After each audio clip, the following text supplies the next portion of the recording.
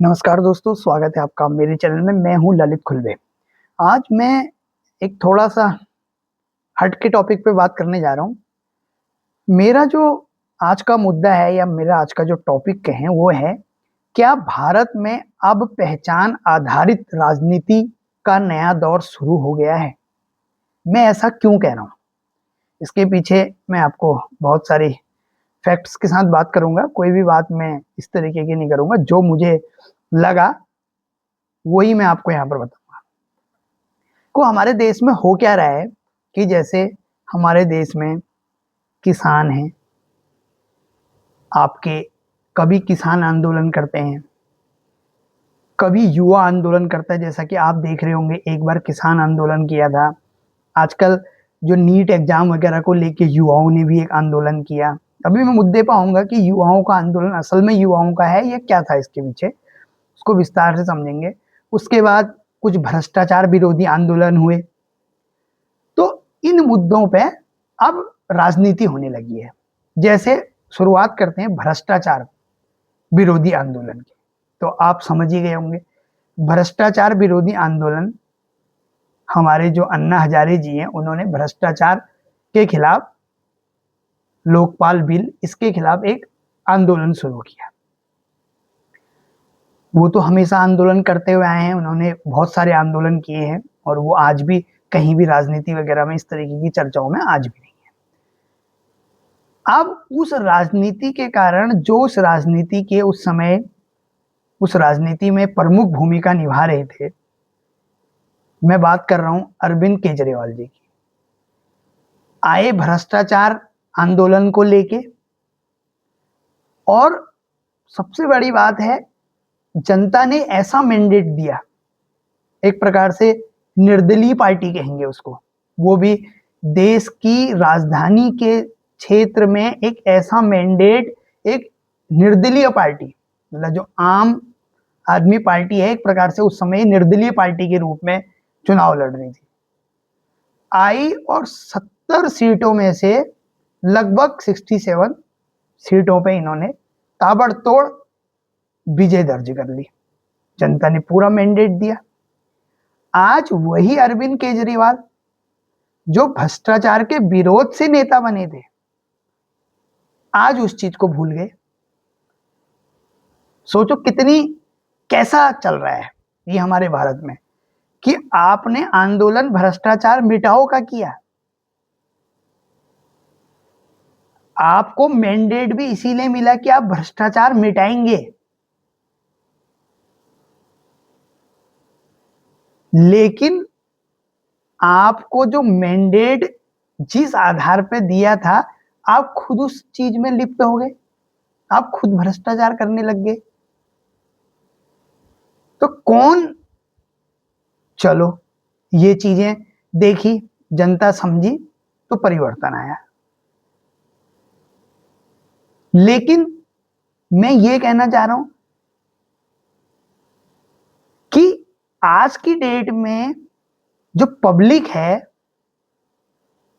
वो अब ये भी समझ चुकी है कि जो राजनीतिक पार्टियां हैं, इनके जो मेन लीडर हैं, जो अपने पार्टी का प्रचार करते हैं, अपने पार्टी की सरकार बनाने की बात करते हैं, इसमें दो चीजें हैं।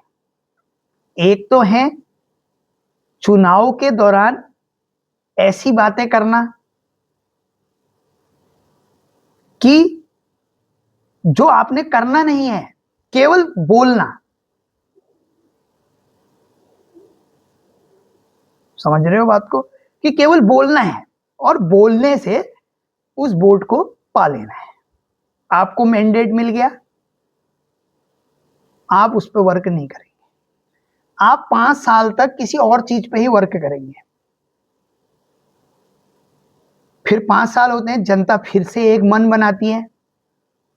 तो जो हमारे यहाँ जो पार्टियां हैं, जैसे विपक्षी पार्टी की अभी यदि बात करें, तो सेंटर में, केंद्र में बीजेपी की सरकार है। अब केंद्र में बीजेपी की सरकार है, तो यहाँ पर एक विपक्षी दल की बात करें तो कांग्रेस वैसे इस स्थिति में भी इतनी वो नहीं है, लेकिन फिर भी माने कांग्रेस एक विपक्षी दल है। यदि मैं उत्तराखंड के परिप्रेक्ष्य में बात करूं तो यहां पर भी सरकार बीजेपी की है और यहां पर विपक्ष में कांग्रेस है। बीजेपी किन मुद्दों के आधार पर जनता के बीच गई थी और जनता ने उन मुद्दों के आधार पर उनको वोट दिया था और उनकी सरकार बन गई, समझने की कोशिश करना। अब जब वोट मिल गए और सरकारें बन गई तो आपने उन मुद्दों पे तो काम नहीं किया। अब क्या होता है, जब 5 साल का एक टेन्योर होता है, एक अच्छा खासा समय होता है 5 साल का, तो उसमें क्या करता है कि विपक्ष भी आरोप लगाना शुरू कर देता है। जैसे मैं उत्तराखंड की बात करूं, यहां पर अभी विपक्ष के आरोप क्या हैं? विपक्ष का है भर्ती घोटाला, जो हमारे उत्तराखंड में जो बीच में कुछ भर्तियों में घोटाले हुए, एक आरोप मेनता ही है। दूसरा आरोप है कि जो हमारी बहन अंकिता भंडारी है, वो आरोप तो एक प्रकार से जायज भी है, वो आरोप तो बनता भी है, वो आरोप लगाने से लगाओ ना लगाओ उस पर तो बात होनी चाहिए। दूसरा मुद्दा। तीसरा मुद्दा क्या है? तीसरा मुद्दा इनका है कि गैरसैंण को राजधानी बनाना है। अब ये मुद्दा दोनों का है, इसमें दो पार्टीशन है। उत्तराखंड क्रांति दल जो है वो कह रही है कि हमारा तो मुद्दा ही यही है, हम तो बात ही जय पहाड़ जय पहाड़ी की करते हैं, हम अपने जल जंगल जमीन की बात करते हैं, उनका तो राह ही पहले से यही है। कांग्रेस भी कुछ कुछ इस विचार में है कि यदि इस तरीके के गैरसैंण की राजधानी की मांग लोगों की है तो हम भी इसको मतलब एक प्रकार से रखेंगे। करेंगे नहीं करेंगे वो तो बात की बात है, क्योंकि कांग्रेस भी सत्ता में आई थी, अभी बीजेपी है। अब ये हो गए विपक्ष के मुद्दे। अब पक्ष के मुद्दे क्या हैं? कि जो विपक्ष है वो जनता को गुमराह करने का काम कर रहा है। जो विपक्ष के मुद्दे हैं उनमें कोई इस तरीके की दम वाली बात नहीं है। ये लोग केवल इस तरीके की राजनीति करते हैं। बीजेपी का एक कॉन्सेप्ट ये भी रहा है, बीजेपी अपने आप में एक विचारधारा है और कांग्रेस की कोई विचारधारा नहीं है। बेसिकली मैं बताऊं, कांग्रेस की विचारधारा यदि मैं कहूं तो कांग्रेस की विचारधारा यही रही है कि कैसे ही करके अपनी सीटें कुछ आ जाएं और कैसे न कैसे करके हम सरकार बना लें, चाहे वो वोट किसी माध्यम से मिले, चाहे किसी के मिले, चाहे कुछ मिले।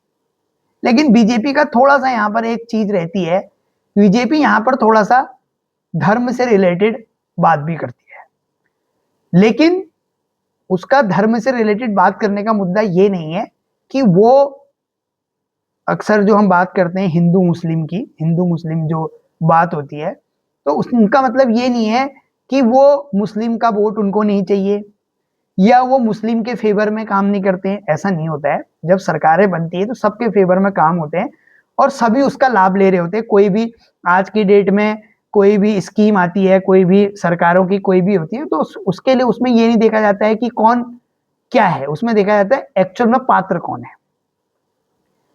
तो एक मुद्दा कांग्रेस ये भी लगाती है बीजेपी पे कि ये चीजें हैं, तो मेरे को नहीं लगता कि ये कोई मुद्दा कहने वाली बात है। ठीक है, आपका अपना एक चीज है, आपने एक चीजों को, आप एक धर्म को लेके चलते हैं, आप एक विशेष धर्म का संरक्षण करते हैं। और देखो लोकतंत्र है, यदि आप कोई धर्म का संरक्षण कर रहे हैं तो ये मतलब कोई इसमें कोई ऐसी बात नहीं है।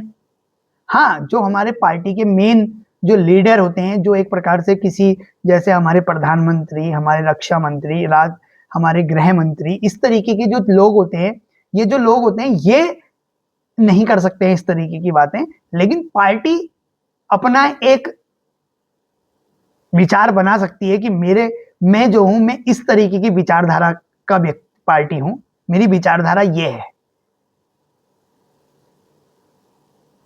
यदि हम उसकी सनातन की विचारधारा की बात कर ले तो सनातन तो सभी धर्मों को लेके चलने की बात करता है, तो इसमें हिंदू मुस्लिम का भी कोई कॉन्सेप्ट नहीं आता है मेरे हिसाब से तो। लेकिन कुछ लोग इसको तोड़ मड़ोड़ के बातें करते हैं। और मैं यहाँ पर फिर से एक बात बोल दूं, मेरा कोई ना बीजेपी की तारीफ करने का है, ना मैं कांग्रेस की बुराई कर रहा हूं।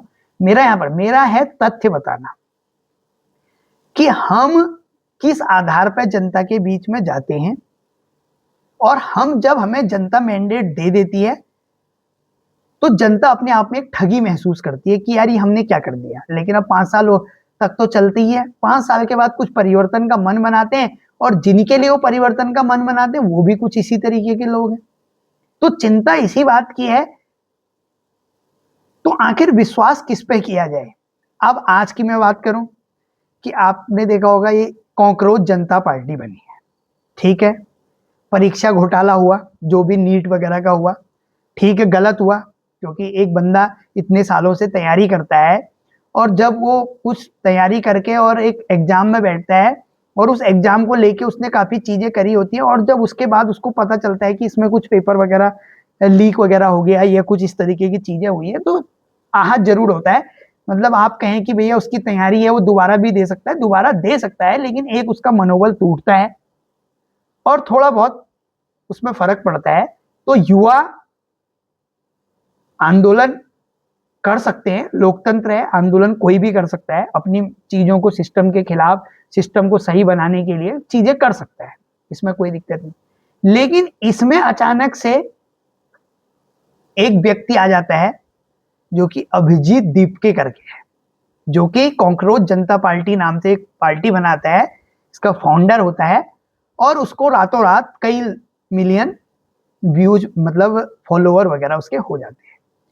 अब हो सकता है उसने जो पार्टी बनाई, उसने अपनी पार्टी का विजन तो ये बताया कि जो युवाओं के साथ हुआ है गलत हुआ। ये तो सभी कह रहे हैं, ये तो मैं भी कह रहा हूं कि गलत हुआ। यदि कोई पेपर लीक इस तरीके के होते रहे तो फिर बंदा मेहनत नहीं करेगा और वो बीच में से चीजों को छोड़ सकता है, मनोबल टूट जाता है। हर तैयारी का अपना एक समय होता है, हर चीज के लिए एक चीजें होती हैं, इसमें होता है। लेकिन उसकी आड़ में मैं देख रहा था उनका एक वीडियो, जिस दिन वो विदेश से आए, अगला बंदा विदेश में बैठा है, वहां से एक पार्टी बना रहा है।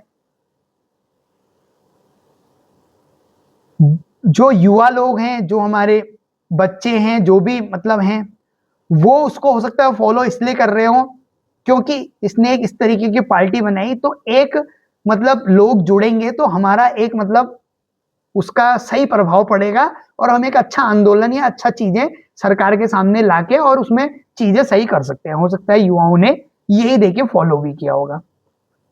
अब सोचो ना, मैं मुद्दे की बात कर रहा हूं, उसका मुद्दा भी कुछ और है। उसका मुद्दा ये नहीं है कि सही में मैं युवाओं की जो मांगे हैं, एक युवा क्या चाहता है। मैं पेपर दे रहा हूं, मैं राजनीति करना तो नहीं चाहता हूं ना, मैं राजनीति नहीं करूंगा। यदि मैं राजनीति करूंगा तो फिर तो मतलब ही नहीं है कि मेरा पढ़ाई से कोई मतलब ही नहीं है, क्योंकि जो पढ़ने वाला बच्चा होता है, चाहे वो किसी एज ग्रुप का हो, वो कभी भी वो फालतू चीजों में, ये राजनीति वगैरह में कभी इन्वॉल्व नहीं होता है। हाँ, वो अपने सिस्टम को अपने लिए और अपने जो पीछे आने वाले लोग हैं उनके लिए एक सिस्टम बनाने के लिए किसी को फॉलो कर सकता है। वही हो सकता है लोगों ने किया। अब मैं देख रहा था जब वो विदेश से आते हैं तो एयरपोर्ट पे इस तरीके से भीड़ होती है, हो सकता है वो युवा ही हो कि यार भैया इसने एक पार्टी बनाई है और आ गए हैं, तो अभी हमारे से रिलेटेड कोई बातें करेंगे जिससे सरकार को सीधे वो होगा और कुछ ना कुछ निष्कर्ष निकल जाएगा, हमारी मुद्दे आते हैं। जब वो जंतर मंतर पर आते हैं तो उसके बाद वहां एक अलग ही माहौल बना रहता है। जो हमने चीजों को देखा, माहौल क्या बना रहता है, माहौल ये रहता है कि कोई कहता है हमें आजादी चाहिए, कोई कहता है कि मतलब इस तरीके के विचार लगते हैं कि यार ये हो क्या रहा है, मतलब किस चीज से आजादी चाहिए बताएं, या तो फिर खुल के आजादी किस चीज से चाहिए। आजादी का तो कोई कॉन्सेप्ट ही नहीं है। तो बिल्कुल मतलब आप सभी लोगों ने वो वीडियो देखी है, मेरे को उस पर बताने की जरूरत नहीं है। तो बेबुनियादी तरीके से वहां पर एक प्रकार से आंदोलन हुआ। जिस सिस्टम को सही करना था उस पर एक भी बात नहीं हुई। भीमराव अंबेडकर जी की पुस्तक पकड़ के संविधान बचाने की बात कर रहे थे। संविधान कौन बचाता है? संविधान हम लोग, जो हमारे द्वारा चुनी हुई सरकार है, और जो हमारे ये जो न्यायपालिकाएं वगैरह होती हैं, यदि कुछ गलत होता है तो इस तरीके की चीजें होती हैं तो उसके लिए हम ही अब हम मुद्दा कुछ और लेके जा रहे हैं, बयानबाजी कुछ और कर रहे हैं, नारेबाजी कुछ और कर रहे हैं, तो क्या? और वहां कई युवा ऐसे थे जिनको शिक्षा मंत्री का नाम ही पता नहीं है। अरे भैया, तुम शिक्षा मंत्री के खिलाफ, अपने एजुकेशन सिस्टम के खिलाफ यदि आवाज उठा रहे हो, तो उसको लीड एक मिनिस्टर कर रहा है। तो जिम्मेदारी अल्टीमेट जो जनता के प्रतिनिधि होते हैं उन्हीं की होती है। तो जब जो लोग वहां आए थे उन्हें यदि अपने एजुकेशन मिनिस्टर का नाम ही पता नहीं है, तो आप क्या सोचोगे आंदोलन किस ओर जाएगा और उस आंदोलन का क्या फर्क पड़ेगा? आज आंदोलन हो गया, क्या हुआ, क्या निष्कर्ष निकला उसका?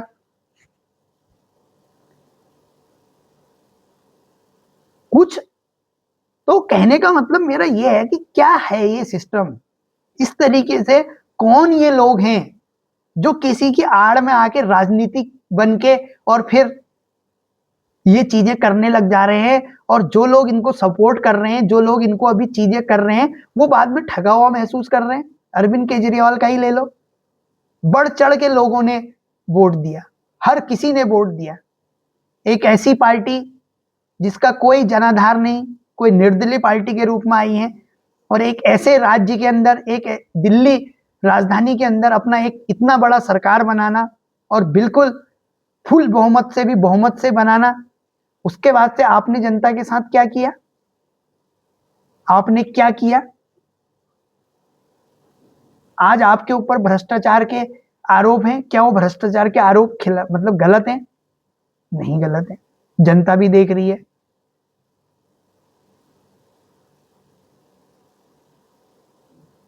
आप अपने वहां के मुख्यमंत्री रहते हुए आप जेल में चले जाते हैं। पढ़े लिखे थे आप, ऐसा भी नहीं था कि यदि हम पढ़ाई की बात करें तो एजुकेशन का एक पैरामीटर यही है कि आपने एक अच्छी क्वालिफिकेशन ली है, आप आईआईटी से पढ़े हैं, सरकारी बहुत बड़े पद पर आप रह चुके हैं। इन्हीं चीजों पे आके लोगों ने आपको वोट दिया, लेकिन आज आपने उस चीज को, तो क्या मैं ये कह रहा हूं कि जो आज ये पार्टी बनी है, ये कॉकरोच जनता पार्टी, ये कल को कोई चुनाव वगैरह लड़ती है या कुछ करती है, तो आपको क्या लगता है कि ये जिस विचारधारा पे आप इसको समझ रहे हो, क्या वो उस विचारधारा पे काम होगा? बिल्कुल नहीं होगा।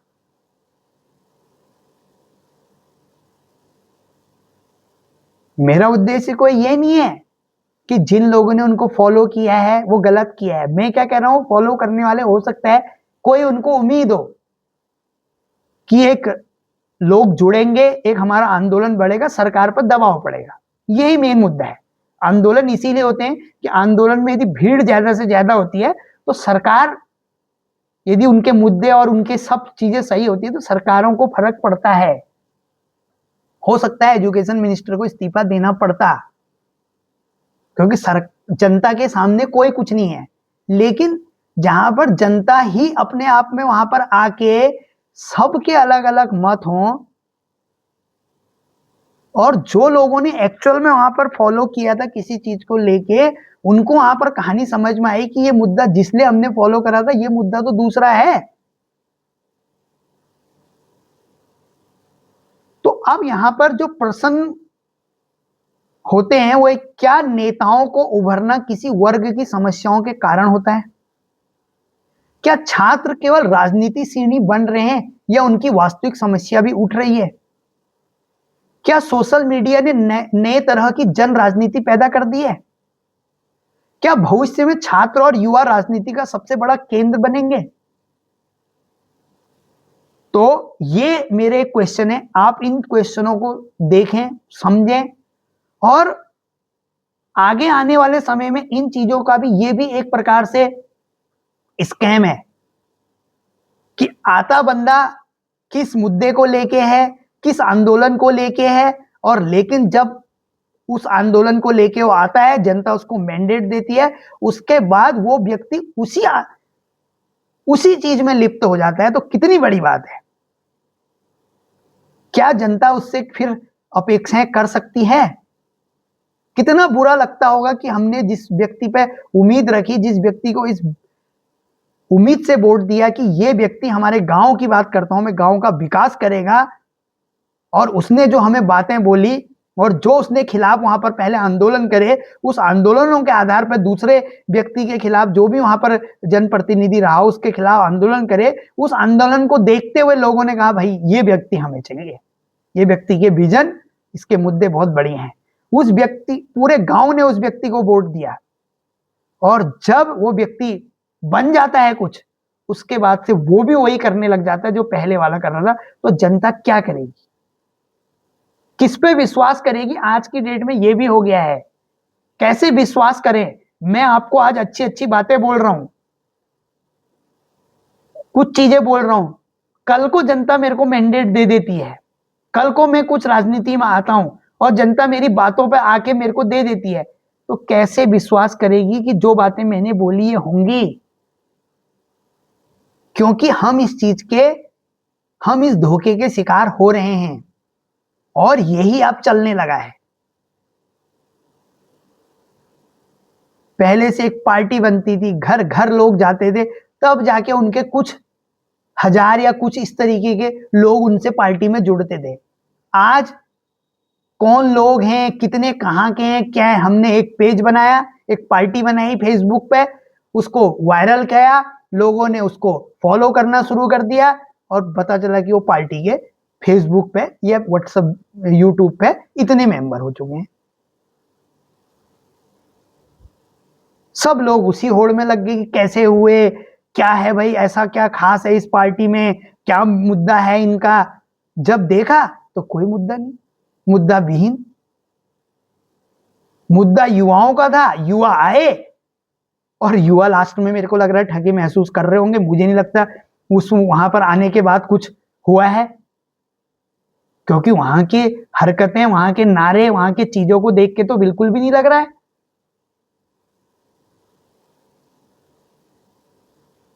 तो मेरा उद्देश्य सिर्फ ये होता है कि मैं, क्योंकि समझने की कोशिश करें, ये समझना पड़ेगा, ये लोकतंत्र है। इस लोकतंत्र में यदि हम नहीं समझे तो हम ऐसा ही तो करते हुए आ रहे हैं। कुछ लोग अपने निजी, मैंने बोला ना, कुछ लोग अपने निजी चीजों के लिए करते हैं, क्योंकि वो आपका कुछ पर्सनली कुछ भला कर रहा होगा, तो आप किसी और को वोट दे ही नहीं सकते हैं। लेकिन ऐसे तो कुछ ही लोग हैं, 10-15%, 5-10% लोग होंगे जिनको डायरेक्ट फायदा हो रहा हो किसी पार्टी के नेता के पीछे जुड़ने से, या जो भी वो चीजें जो भी दे रहा होगा, पैसे वगैरह जो भी होगा। लेकिन 80% या 85%, 90% लोग तो आज भी डेवलपमेंट चाहते हैं।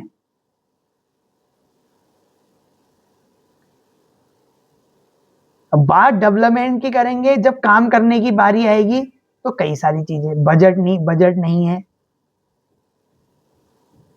ये चीज नहीं है, अभी ये हो गया, अभी ये, बहुत कारण गिनाने लग जाएंगे। आज कोई सांसद है, जब वो वोट मांगने आता है तो कई मुद्दे उनका एक व्यक्ति ऐसे डायरी में नोट करता है कि जैसे मानो आप बनते ही मतलब ये काम शुरू हो जाएंगे।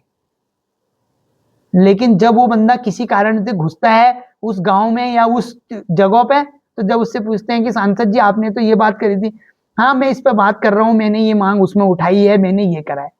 अरे भैया, क्यों क्यों लिख के ले गए थे? हमें भी पता है, इतने सालों से सभी लिख के ले जा रहे हैं, तो तुम कैसे अनोखा कर दोगे?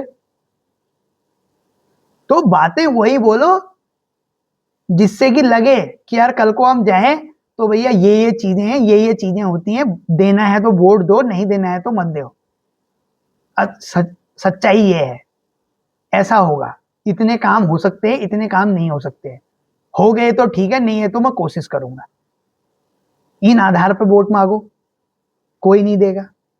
आपको वोट तो मांगने उन पे ही पड़ेंगे कि आपको लोगों को भपका देना पड़ेगा, आपको इस तरीके की बातें बोलनी पड़ेंगी जिससे लगेगा हाँ भाई ये व्यक्ति ने तो बहुत सही बातें कर रहा है, ये आएगा तो ये कुछ ना कुछ करेगा।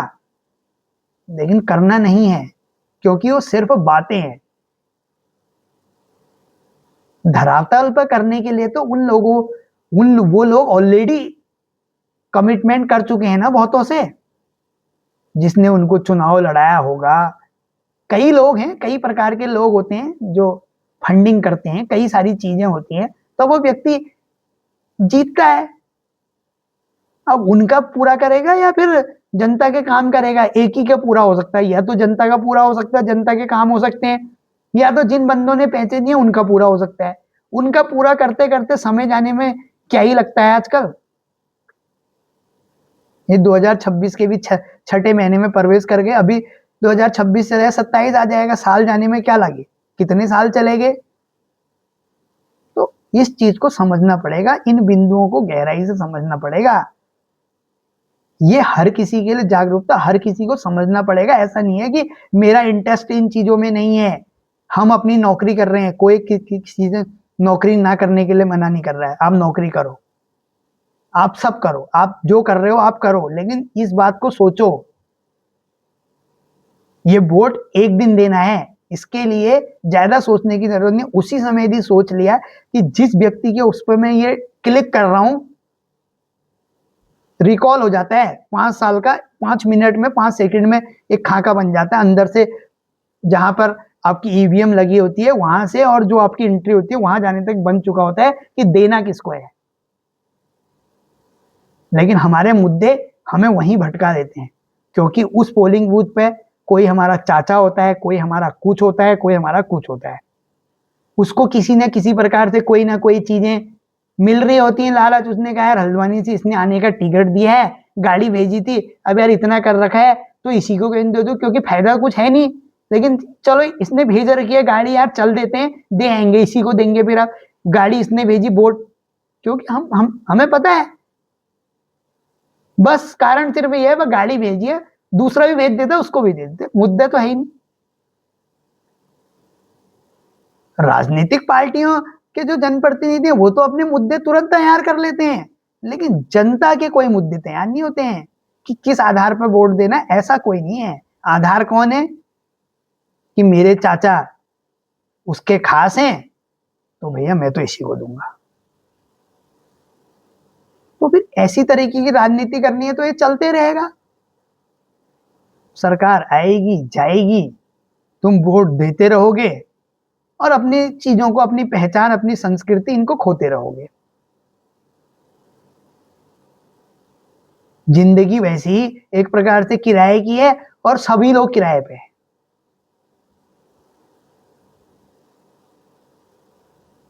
क्योंकि हमें, ज्यादा लोगों का हमें ऐसा नहीं सोचना है, हमें केवल इतना सोचना है, सब 2 मिनट ये सोचें कि यार भाई एक जनप्रतिनिधि से, एक विधायक से हमारी क्या अपेक्षाएं हैं। हमारी अपेक्षाएं ज्यादा नहीं है, हमारी अपेक्षाएं केवल क्या है। देखो, अब मैं अपना एक एग्जाम्पल देके देखता हूं। जैसे हमारा गांव है टोटाम, टोटाम से रामनगर की दूरी लगभग 40 किलोमीटर है। वहां से एक छोटा सा स्टेट और पड़ता है मछोड़, उसकी दूरी 17 किलोमीटर है। वहां से 10 किलोमीटर आगे एक भत्रोसान जगह पड़ती है, यानी कि रामनगर वहां से 40 किलोमीटर, थोड़ा सा बड़ा एक टाउन टाइप का कहें तो भत्रोस को कहेंगे, वो 27 किलोमीटर है। उससे 10 किलोमीटर में भी, अब मैं स्वास्थ्य को मुद्दा है मेरा, मैं स्वास्थ्य की बात कर रहा हूँ अभी, मैं यहाँ पर स्वास्थ्य को लेके चलता हूँ। हमारे वहां का जो एरिया है, लगभग उसमें कई ग्राम सभाएं हैं, कई तोक वगैरह होते हैं, तो एक अच्छा खासा मतलब जनसंख्या है। यदि हम नीचे उधर कुमेरिया से लेके इधर पनवा देखोन या इस तरीके की लोकेशन या बात करें, तो इस एरिया में कम से कम अच्छी खासी आबादी, पहले तो बहुत थी, अब कुछ पलायन कर चुके हैं, तो लेकिन अच्छी खासी आबादी है।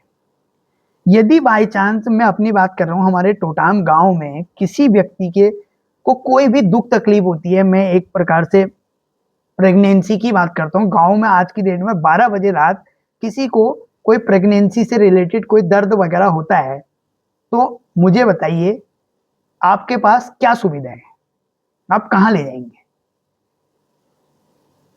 आप या तो रामनगर ले जाएंगे या मछोड़ ले जाएंगे। मछोड़ ले जाने में आपका रिस्क है कि वहां डॉक्टर होगा या नहीं होगा, पहले तो एक डॉक्टर है और वहां इस तरीके का पीएचसी है वो, तो वहां इस तरीके की चीजें होंगी भी नहीं, तो मछोड़ तो कैंसिल हो गया। बचा बतरोज खान, वहां हो सकता, वहां सीएचसी है, तो मुझे नहीं लगता कि वहां कोई अवेलेबल, यदि मैं ले गया 27 किलोमीटर ऊपर को और पता चला कि आज वहां डॉक्टर नहीं है, यहाँ डॉक्टर गायनी कोई है ही नहीं, तो अब क्या हुआ, 27 किलोमीटर वापस मैं टोटाम आऊंगा, टोटाम से मैं 40 किलोमीटर रामनगर ले जाऊंगा।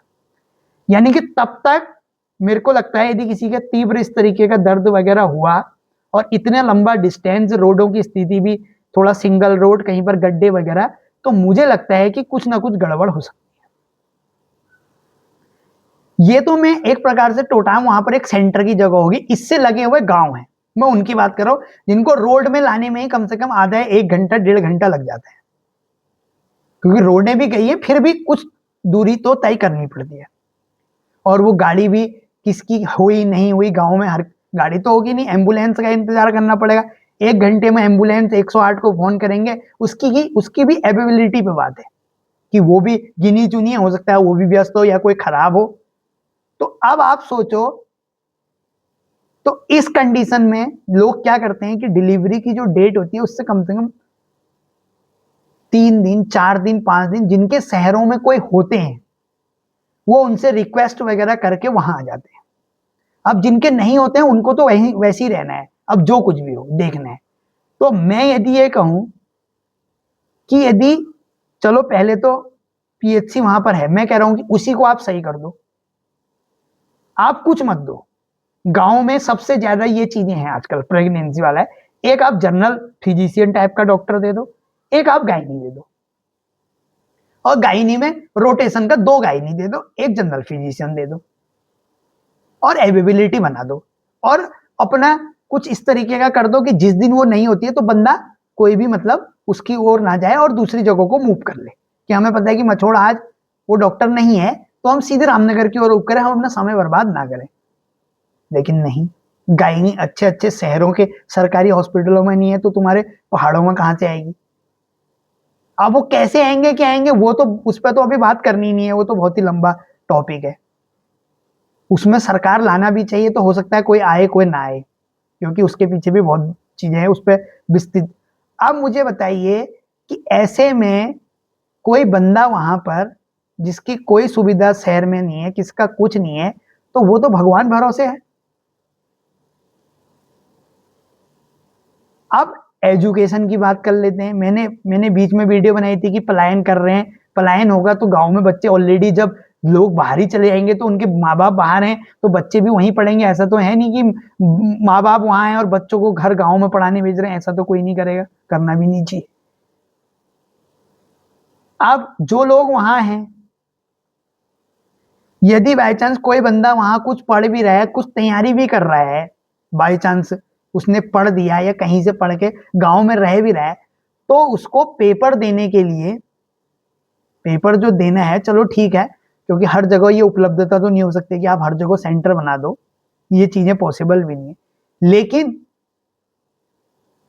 कुछ चीजों की परीक्षाएं तो आसपास के इलाकों में हो सकती हैं, लेकिन उसके लिए भी आपने कुछ ही जगह, जैसे हल्द्वानी है, यही आना है। अरे भैया ठीक है, ऑनलाइन की सुविधाएं और जगह नहीं, हल्द्वानी में ऑफलाइन की तो हैं, स्कूल तो होते ही हैं यार, इतना पैसा हम बहुत सारी चीजों में खर्च करते हैं, सरकारें अनाप शनाप बहुत पैसा खर्च होता है। मैं इस टॉपिक पे बात नहीं करना चाहता हूँ, कोई भी चीज है, प्रचार प्रसार ब्रांडिंग वगैरह में काफी सारी चीजें खर्च होती हैं, तो क्या 15-20 किलोमीटर में जो ऑफलाइन के पेपर होते हैं उन इंटर कॉलेजों में नहीं हो सकते हैं? वहां के बंदों को, यदि किसी को 15 किलोमीटर के वहां पर सेंटर रख दिया तो सबको एड्रेस पता चल जाता है, आप रख लो। लेकिन नहीं, जो बना हुआ सिस्टम है उसमें भी वो लोग कह देंगे कि इतनी सुविधाएं नहीं है, इतना वो नहीं है, अरे भैया सब जगह है, हमारे टोटाम में इंटर कॉलेज है, रख लो सेंटर। नहीं आएंगे बच्चे, 50 आएंगे, 40 आएंगे, 2 टीचर आएंगे, एक बंदे को भेज दो, परीक्षा तो दे देगा। नहीं है उसके पास पैसा इतनी दूर आने के लिए, शहरों में आएगा, हर किसी का कोई नहीं होता है, होटल लेता है, मिनिमम 500, 600, 700 रुपए का होटल मिलेगा, खाएगा तो एक पेपर कम से कम 2-3 हजार रुपए में पड़ेगा। और जो बेरोजगार है वो 2-3 हजार रुपए उसके लिए बहुत बड़ी रकम है। मैं कह रहा हूं ना कि आपको एक है कि नहीं हो सकता जी, ऐसा कैसे हो जाएगा, इसमें बहुत, ये कहना बहुत आसान है, इसमें पैसे बहुत लगते हैं। अरे भैया पैसे आप जो इस तरीके की चीजों में बर्बादी करते हो ना, आप निकालना। जब सरकारी पैसे से चीजों का प्रचार प्रसार होता है या चीजों की चीजें होती हैं तो उसमें कितना पैसा खर्च होता है, देखो उसमें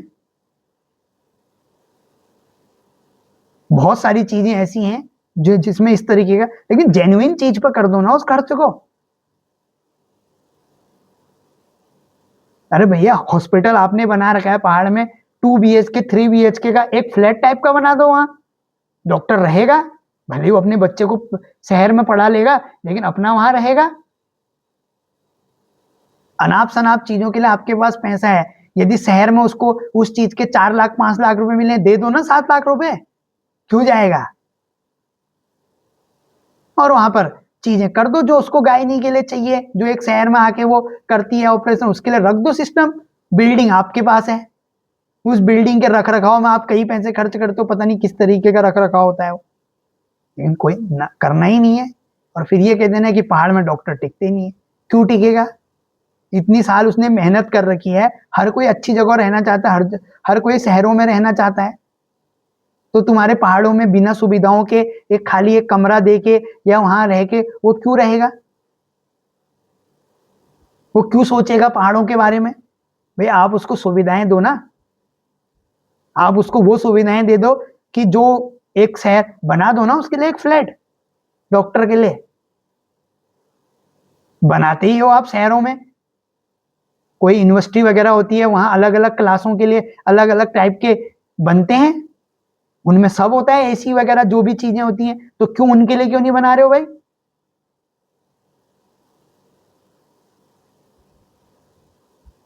तो ये सब चीजें इन सिस्टमों पर कोई बात नहीं करेगा, बात करनी है नहीं टिकते हैं, हमने यहां से करा नहीं टिकेगा भाई।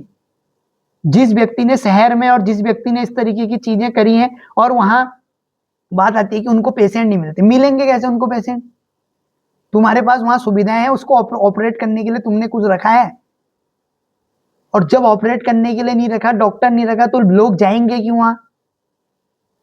अरे सुशीला तिवारी हॉस्पिटल है, बहुत सारी चीजें होती हैं, आते तो हैं यहाँ पहाड़ों से लोगों के बच्चे यहाँ सुशीला तिवारी में होते हैं, ये भी तो सरकारी हॉस्पिटल है।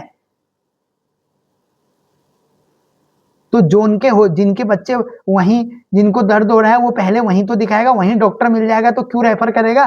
रेफर करना पड़ता है, स्थिति को देखते हुए रेफर भी करना पड़ेगा, वो हर कोई करता है। वो तो सुशीला तिवारी में भी किसी की कंडीशन या कोई प्राइवेट हॉस्पिटल में भी क्रिटिकल होगी तो वो भी आगे रेफर करेगा, लेकिन सबको रेफर करना वो तो करेंगे जब डॉक्टर ही नहीं है, जब गायनी नहीं है तो कौन करेगा, रेफर बनता है। गायनी है उसके बाद से रेफर हो रहे हैं, तो मुझे नहीं लगता कि कोई डॉक्टर खाली, यदि उसके पास वो सुविधाएं हैं जो वो ऑपरेशन करने के लिए चाहिए, उसको जो भी चीजें चाहिए वो वहां पर अवेलेबल हैं और उसको सब चीजें ठीक लगती हैं, तो मुझे नहीं लगता कि कोई डॉक्टर केवल रेफर करने के लिए बना है। यदि ऐसा करते हैं तो फिर ये तो फिर एक वैसे भी सोचने वाली बात है, क्योंकि ये तो अपने काम के प्रति और अपने एक प्रोफेशन के प्रति भी कोई चीजें इस तरीके का, लेकिन पहले आप सुविधाएं तो दो उनको, सुविधाएं आप दोगे नहीं, क्लेम करने लग जाओगे, जनता आपसे कहेगी, आप जनता को ये देखो हमने डॉक्टर यहाँ लाए और ये डॉक्टर छोड़ के चले गए। अरे रिव्यू करो ना वो क्यों छोड़ के गया। तो मेरा मुद्दा यही है, इन चीजों को सबको देखना होगा, अवेयर रहना होगा, इस आधार पर चीजें करनी होंगी कि मतलब कैसे करके चीजें 2 मिनट 2-4 मिनट उस वोटिंग से पहले सोचो और डेवलपमेंट पे चीजों के असल मुद्दों पे दो, मत दो वरना वोट, नोटा दबा दो, और नोटा भी दबाने की इच्छा नहीं है तो दो ही मत, पता तो चले कि लोग क्यों नहीं दे रहे हैं वोट। हम कहते हैं कि वोट देना चाहिए, अरे भैया जब नहीं है, आपको पता है कि सब ऐसी हैं, नोटा दबा के भी कोई फायदा नहीं होगा, नोटा दबा दो, पता तो चलेगा कि सबने नोटा दबा दिया, कारण क्या है, आएगा जनप्रतिनिधि, वो नहीं आएगा दूसरा आएगा कि भैया ऐसा क्यों करा, मैं आपकी मांग, फिर देखते हैं, कुछ ना कुछ हल्का फुल्का ट्रस्ट करना पड़ता है लेकिन अब इतनी जनता जान चुकी है कि वो देख के और चीजों को अब समझने लगी है। अब वो चीजें चलेगी कि जब लोग बेवकूफ बना लेते थे किसी को भी बातों में। तो यही है। तो काफी लंबा टॉपिक हो चुका है ये, इसको थोड़ा सा मतलब चीजें समझने की कोशिश करना। फिर मिलेंगे किसी नेक्स्ट टॉपिक के साथ, तब तक के लिए नमस्कार।